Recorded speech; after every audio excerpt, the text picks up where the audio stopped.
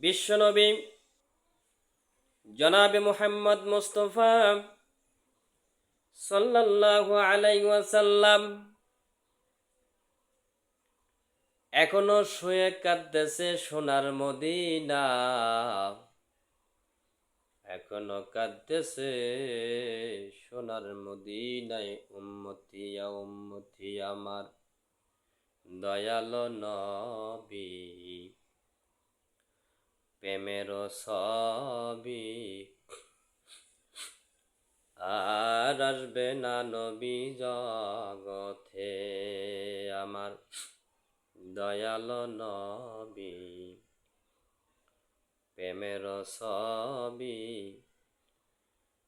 আর আসবে না নবী জগতে।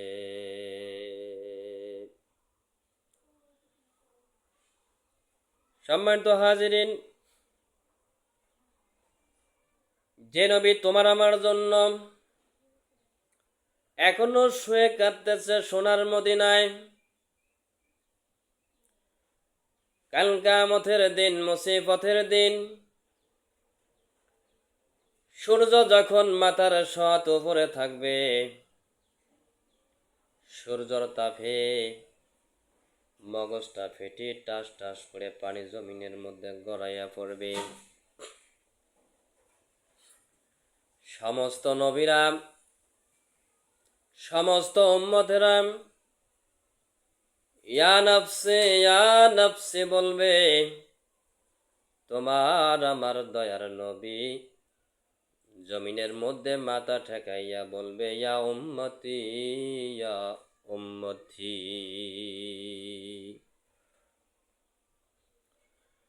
ভাইরা আমার,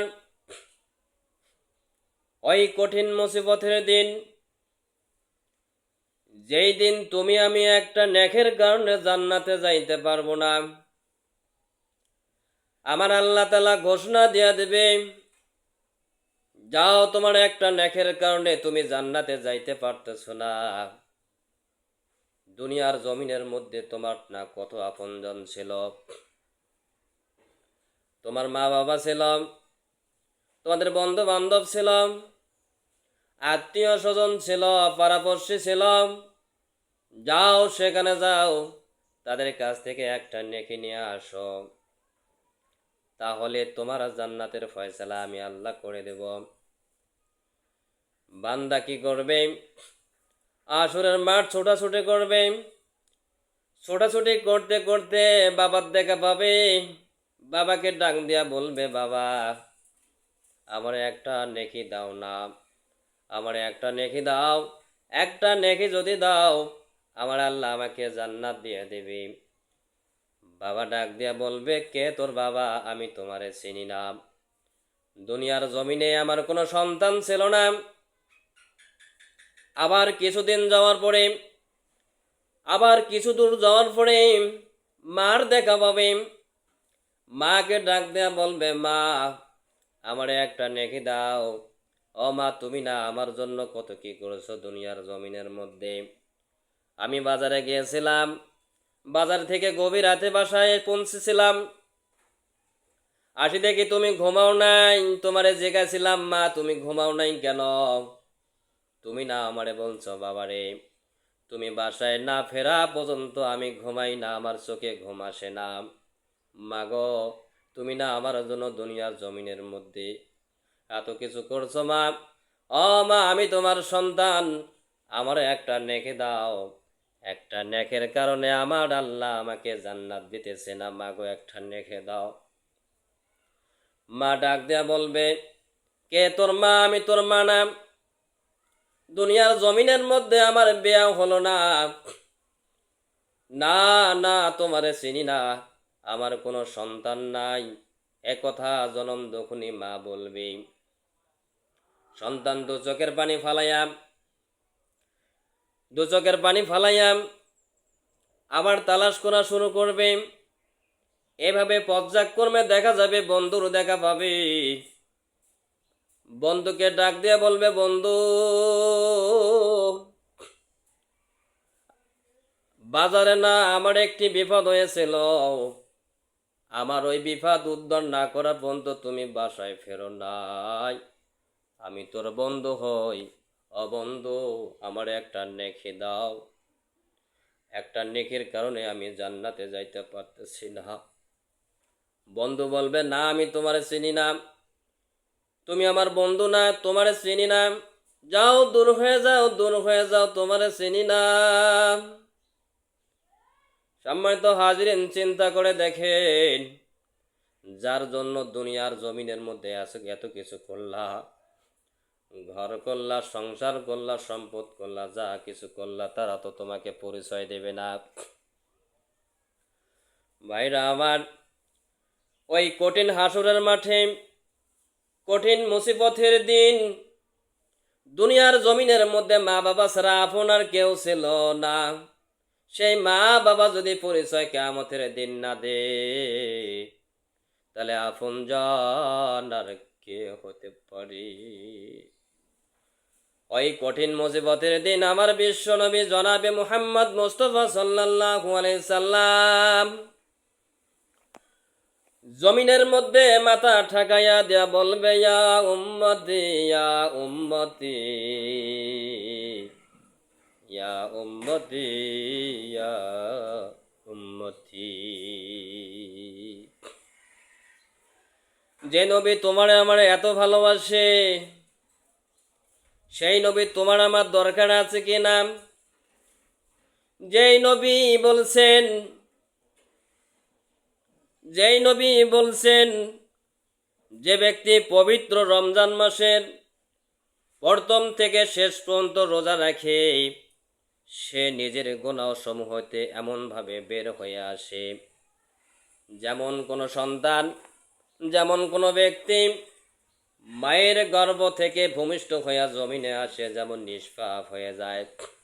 বিশ্ব নবী জনাবে মুহাম্মদ মুস্তাফা সাল্লাল্লাহু আলাইহি সাল্লাম তিনি বলছেন, রোজা রাখার কারণে ওই ব্যক্তি তেমনি নিষ্পাপ হইয়া যাবে। সুবহানাল্লাহ বলবেন না?